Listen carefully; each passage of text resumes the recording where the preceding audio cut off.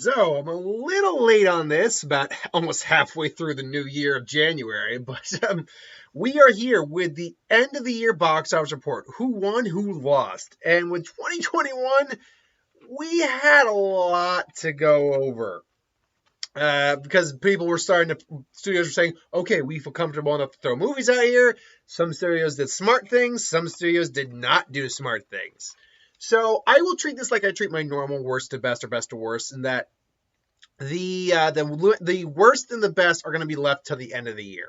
Also, as you can see, these are the big six we go over. We go over Disney, Warner Brothers, Paramount, Universal, Sony, and I included Lionsgate in there because recently they've really kind of started to put themselves on that tier. So we're going to basically just go over what movies came out, how much they made, and ultimately what did that roughly cost the studio or roughly make the studio. Now, to keep in mind also, I don't have the exact information. Production budget, that's easy. That's usually easy to find for just about any movie. Marketing budget, however, is not easy. In fact, most of the time, I'm not in the loop of people who could find out that information, sadly. I gotta kind of guess it based on what I saw, the little I've heard about other things, so forth and so on.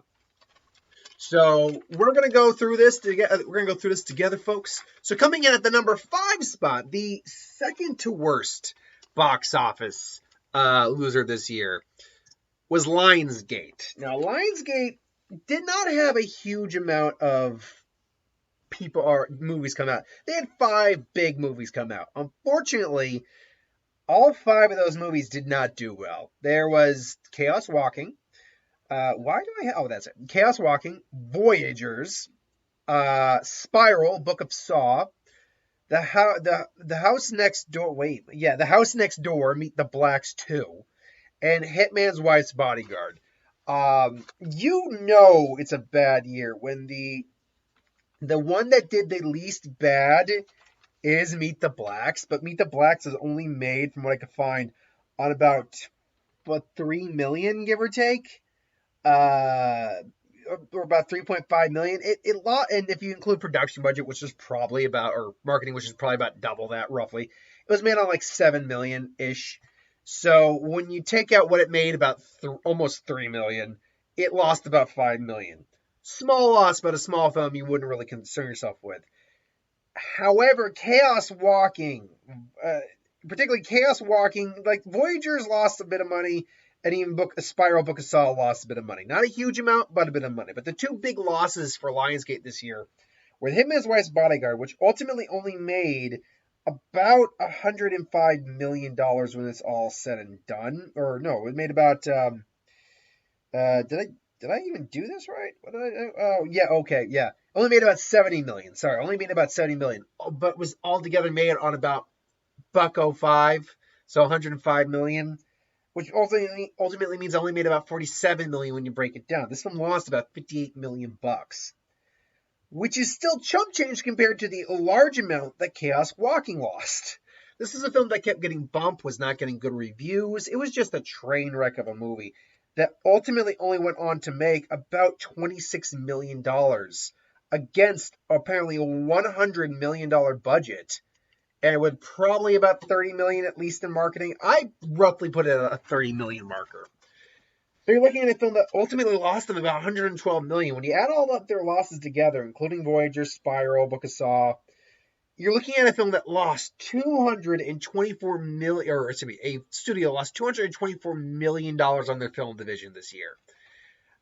That's just, oh God, that's terrible numbers. And most of this, by the way, was during a time when the pandemic was on the ebb, when the numbers were actually starting to look pretty good. So even when the numbers looking better, it still wasn't looking good for them. So Lionsgate came as the 5th biggest loser this year of the 6. Coming in number 4, you never thought you'd hear this, but Disney was the 4th biggest loser. Now we'll talk about this more when we talk about Warner Brothers and their fiasco. But Disney decided to try the thing where they're still doing it a little bit with like Turning Red's coming out to Disney Plus, just Disney Plus, where they wanted to do this day and date release bullcrap. And we saw very quickly that this was not turning out well for the studio. Raya and the Lost Dragon lost $67 million based on my calculations. Um, Black Widow. We'll talk about Black Widow, but Jungle Cruise lost 57 million. Uh, a couple other ones here. Last Duel. Now here's the thing. So yeah, Jungle Cruise lost 6-7 million. Then you have to also count in the 20th Century Studio films, which are it's not 20th Century Fox anymore. It's 20th Century Studio. They are uh, they are part of Disney, so you have to now count those towards um, you have to not count those towards Disney's box office. The Last Duel lost $105 million based on what I could tell. Again, my rough calculations. West Side Story, and this is all by the end of the year too. Some of these films have gone on to still make a little bit more. West Side Story is still making a little bit more. Encanto's still making a little bit more. But yeah, this is one of those things where, yeah, West Side Story lost $94 million. So they had a really rough go, especially with Disney Plus. Now there is some good in this scenario as well. It's not all terrible. Cruella, for example, was made on apparently $100 million, roughly. If you count its box office as well, you're looking at or marketing, you're probably looking at about 50 million. But the thing about Disney Plus that is a benefit is that anything they make on Disney Plus, they don't have to give to the theaters. Anything they make on Disney Plus is theirs. So when factoring in the numbers for Disney Plus, Cruella actually went on to make a little bit like 16 million. Apparently, I don't know what I've heard many conflicting things about Black Widow, but if the numbers are correct, and they actually ended up making about 125 on Disney Plus overall, because it had a debut of about like 60 million. So if they made 125 on Disney Plus overall, add on to you take a third out, which is roughly what a theater's cut is, give or take, but that's roughly what a theater's cut is. You take a third out, you're looking at about 253 million. If what I'm thinking is true, the 200 million budget was exasperated by 150 million marketing and service fee or whatever late fees, then Black Widow managed to barely make a profit at 28 million. But then you get into films like, again, Jungle Cruise lost 57 million. Encanto, at the time I did this lot, was still down 17 million. And some of the other films that, did make some money, Eternals only made about 28 million. Free Guy, Free Guy, though, went on to make about 96 million. Shang-Chi, 108 million. So there were definitely positives for Disney. And Disney, I think, quickly learned throughout the rest of the year, no. We got bit in the ass with the Black Widow. Honestly, if they hadn't fucking done that, if they had not taken Black Widow and put it out on Disney Plus, which one of the big things wasn't even the fact that so many people just decided to buy it on Disney Plus and it suffered the second week. One of the biggest issues they ended up having was piracy. So then there was no point for people to go out to see movies and see it. So that's what ultimately really bit its ass, the combination of Disney Plus and then leading into piracy. Black Widow might have been able to pull in like 500 some odd million or like that, because we saw what Shang-Chi did, and Black Widow in just its opening, just in its run, did still make about 379 million roughly. It's very possible it could have made it like the 500 range, and then you put it on Disney Plus, and there you go. So Disney made some bad choices this year.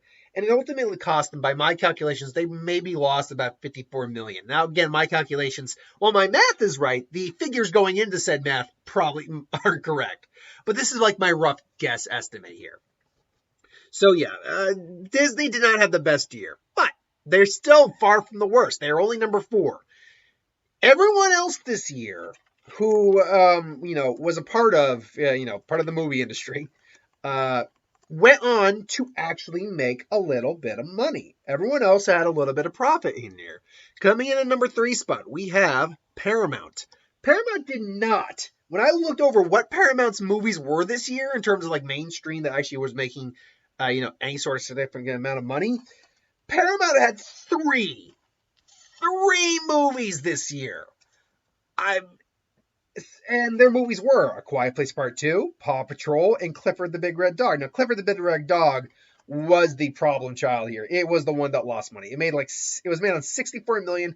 Ultimately, when I had looked, it made 74 million. It lost $44 million. That's a lot to lose. However, Paw Patrol, whether you love it or hate it, if my calculations are correct, on a $26 million budget, probably only had like 15 million. It probably barely had any marketing into it at all. Still went on to make $130 million. When you do all the basic equations, rule of thumbs, whatever, it still made $46 million. That's a solid number right there.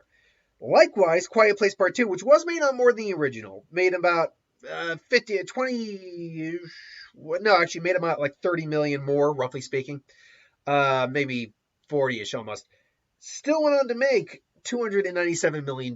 When you factor in what it was made on, probably it had about $50 million marketing budget at least.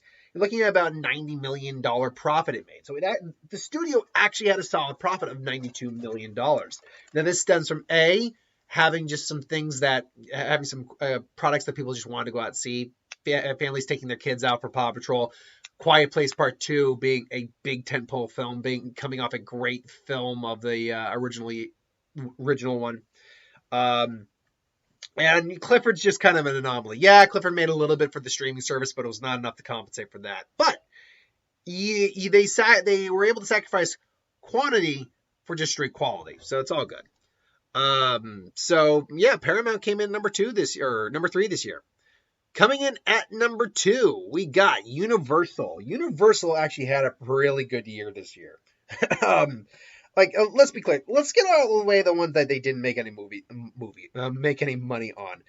Spirit Untamed. They did not make money on that. It was made on about 30 million. Probably only had about $10 million budget. So you're looking at 40. But then it only made 42 million anyway. So it lost about 12 million. What are you going to do? Boss Baby went on to make about 147 million against a $82 million budget. I don't remember having a big marketing budget. So my guess is it probably had about 30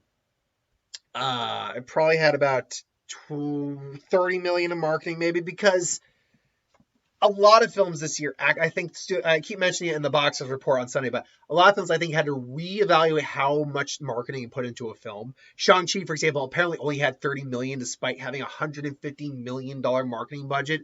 Free Guy had only about $25 million marketing budget against a $100 million budget. So that's how I kind of adjusted my expectations for the marketing a little bit. Now that's where this is probably dead wrong in many ways. But Boss Baby 2 only lost about 14 million. I mean, it still lost money, but it only lost 14 million. The biggest loss for Paramount this year came in Dear Evan Hansen, which on a $27 million budget, probably factoring in about 20 million in marketing, only made 19 million, lost 36 million. And Sing 2, at the time I had been doing this, still had not made its money back. It was still $144 million. Now that has changed drastically. If you check the numbers, it is now well into the profit range at about 296 million because the worldwide numbers came in.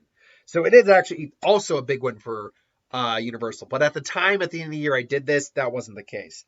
However, they've got $48 million win with Halloween Kills. Even Candyman managed to turn a little bit of a profit. Nothing amazing. It got like $1 million. But it's still, or a little above a couple million. But it still made some money. Old, which actually did turn a little bit of profit, 22 million. For the Forever Purge, about 13 million. And then, of course, you get Fast 9, which against a apparently $112 million budget, probably had about 100 million, if not maybe more, but still made at least 100 some odd million dollars at least. When it's all said and done, with my calculations, I put it at about 173, give or take. So it's the second highest grossing studio of the year. But the highest grossing studio of the year, if you're paying attention to how things go in the world, and a certain movie that came out in December, Sony was the big winner of the year this year. And the majority of that came immediately down to Spider-Man. Now, they did have a couple other successes this year. Peter Rabbit 2 actually turned a little bit of a profit, 28 million roughly. Venom Let There Be Carnage made a buttload of money. That one made a buttload of money. At a $110 million budget, my guess is about a $50 million marketing budget. So you're looking at 160 overall. The film went on to make $105 million by the time I did this. So it made a $173 million profit, which is fantastic. That could fund the majority of the movies that came out here. Ghostbusters Afterlife had also turned a little bit of a profit, like about 18 million when I had last done this. Now, a couple films didn't do well. Escape Room basically evened out. It didn't make any profit, but it didn't do terrible. It didn't make any profit, but it didn't lose them any money. Resident Evil lost them about 18 million. But then you get to Spider-Man, which at the time I did this was at $1.369 billion. Now at the time of this recording, it's now past Avengers for like 1.56 some odd or 3 some odd $billion. So yeah, it made profit wise about $513 million for a grand total of roughly this year, when you factor in negatives and pluses, $719 million profit for Sony this year, which is just fantastic. Absolutely. I always pay close attention to Sony because they were in the serious shit a while ago. And I will still continue to pay serious attention to Sony. But now it's more that WB is the problem child, because WB did not make money on anything except for 3 films this entire year. And can you guess, folks, why that is? Say it with me now. The HBO Max day and date release. Now, why I wanted to bring this up in conjunction with Disney Plus is the same reason I do it in the box office report every week, is because, or not every week, but when I talk about it during the box office report during the week, is that, yeah, Disney Plus and Warner Bros. Made the choice for day and date releases. But Warner Brothers decided, yeah, we're just going to do that, and it's going to increase our, revenue for HBO Max, get more people there. When in actuality, they brought out the numbers, and the thing that brought in the most new viewers was freaking Sex and the City. And all they did was just hobble themselves at the movies. Now, obviously, with the pandemic, I can't 100% be super harsh on them beyond that. But that said, it's still clear it was a terrible idea. While Disney also tried doing that and it failed, you'll notice Disney stopped after Jungle Cruise. They stopped doing that. And they at least charged you if you wanted to watch it on Disney Plus. So while their model wasn't good either, it was a far step above what Warner Brothers did. And they still ended up making a little bit of money on some of those. Now, they still lost money this year, but nowhere near as much as, say, Warner Brothers did. Let's actually get into this. Let's get into the films that actually made them money before we get into what lost them money. So, Godzilla vs. Kong turned them a profit. It actually made about $100 million, give or take. Great. Awesome. It also had the benefit of being the first big movie out. Now, again, we can look at Disney Plus. In fact, we can actually look at every one of these films now and kind of take a guess of what it actually would have made otherwise. So without Disney, I keep saying Disney Plus, without HBO Max, I would say that my estimate for what Godzilla vs. Kong could have honestly doubled its opening weekend, quite frankly. Or at least done a half double, like maybe done like 45 million, and its drop-offs would have been considerably less each week. My guess is we probably would have been looking at closer to like 550, maybe 600 for Godzilla vs. Kong otherwise. So the little things, here's the thing. If HBO Max wanted to do this with a couple of their films, I don't think I would have minded. Like the little things I think made sense, but that was just a low budget film, probably wasn't going to make them much money at the box office anyway. That ended up losing them about $20 million. Judas and the Black Messiah, same thing here. As long as it maybe had a small theatrical release for Oscar consideration, it wasn't going to really be making a lot of money. That lost them about $31. So far right now, we are not dealing with a big loss. Tom and Jerry was the first one that really went to theaters. Now that one did make about, when it was also $133 million, but it was against a $79 million budget, probably looking at anywhere from 25 to 30 million in its marketing. It lost about 15 million. Had it not been on HBO Max, you might have seen 160, 170, maybe 180. I don't know if it could have gotten to 200, but it probably would have gotten to the point where it could have made a little bit of money back. Then you get, oh God, what one was this? Mortal, and this is the one that really hurt a bit. Even though the numbers say that it was actually the second highest gross viewed thing besides Sex and the City. Mortal Kombat made on 55 million, 30 million, only debuted with like 20 some odd million, and it dropped like 60 some odd million. The problem for me with Mortal Kombat comes in the fact that it really didn't. What's the best way to put it? It wasn't the best movie, but not even bad movies can still make money. But the problem for any movie on a model like HBO Max, what it did was not necessarily the opening weekend, although that was going to get hit. It's the repeat viewing, because that's where the biggest money comes from. It's how many times people go back to see it. Look at Endgame. Look at all the Avengers and look at Spider-Man. They did not make 1.5 billion plus because they opened on, like, they got the majority of that money on the opening weekend. They didn't open on $900 million or something like, no, they opened on like 200 million, and then the repeat viewings came in. So that's where this model hurt them so much, because Mortal Kombat, quality-wise, wasn't a great movie to begin with, sadly. So it was going to be hurt by that, just on that alone. Mortal Kombat probably could have made somewhere, based on what it ultimately made at about 88 million, it probably could have made anywhere from 120 to 150, I'm guessing, without too much difficulty, I think. So that's where I put that. Conjuring 3, that went on to make money. I think it's just because it's uh I think it's because it's just a low budget film from an existing franchise. Most people just weren't aware that was even on HBO Max, I think. So yeah, I think that's what kind of saved Conjuring Part 3. 76 million for The Conjuring Part 3, luckily. In the Heights, a great movie.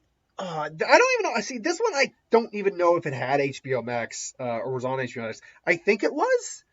I'll be honest, I don't even know how much this film would have made otherwise. It made like 44 million.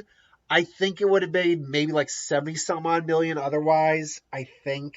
And even then, that would not have been the best. It still would have suffered. It just still would have suffered. Space Jam 2, another one. See, Space Jam 2 had the advantage of being an animated film for a majority of it.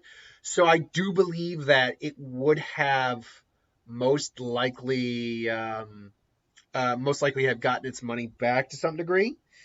Because it made 163. Now, it's made on 180, but it made 163 on its own. And it opened, I believe it opened like at 30 some odd million. You take in the consideration it would not have had HBO Max competition, you're looking at a film that could have hit at least 240 at minimum, I think. But, yeah, and then, oh God, Suicide Squad. Man, Suicide Squad, 185 marketing, or production, 50 million marketing, 167 total box office gross. That one pisses me off. Because that was a fantastic movie. Everyone who saw it, I mean, the majority of people, like 90 some odd % of people who saw it, agreed. It was a fantastic movie. And James Gunn just got screwed over and he wasn't happy about the whole HBO Max thing. It only opened on 26 million. It easily could probably open on about 50, which still would have been small comparatively, but I think it easily could have opened on, and I'm talking about the circumstances for which it would be opening up during a pandemic. It could have opened up at least on 50, which would have been leagues more than what it opened up on. It would have been almost double what it opened up on. And its drop-offs would have been consistently smaller. Easily, film could have hit at least the 300 million, I think. It is what it is. Reminisce, oh God, Reminisce was one of the, ended up losing like 123, by the way, Suicide Squad. Reminisce, not made anywhere near as much, but only made $16 million. It lost $81 million. Oh God. Malignant, another one that lost about 37. Just one I think a lot of people didn't care about. I don't even think Reminisce anyone cared about it too much. It sucks. I love Hugh Jackman, but no one really cared about it. I think at best it might have been able to double its money a little bit, like at 32 million, and still would have lost a lot of money. Same with Malignant, probably could have doubled its amount, and been about like 40 million. Because it ultimately made Malignant about 34, so maybe 60 some odd million, maybe. Cry Macho, another one that lost some money, but I don't know if that one was going to make any money. It only made about 14 million. You might have been seeing it like at 20s. After that, it was really just, it was Many Saints of Newark. I just don't think anyone really cared, honestly, about Many Saints of Newark. I mean, there's the fan base for The Sopranos, sure, and those style of film, but I just don't think many people cared. And then Dune actually did go on to make some money, which was good. It made about like 23 million, which is not a lot, but it's better than nothing. But then King Richard lost about 59 million.